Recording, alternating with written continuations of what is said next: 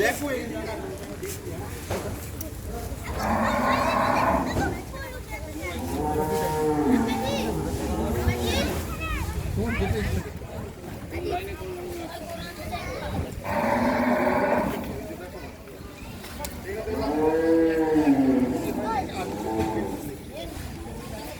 কালকে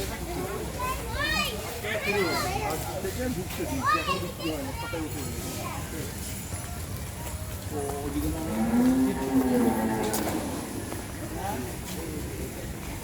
সব হ্যাঁ হ্যালো।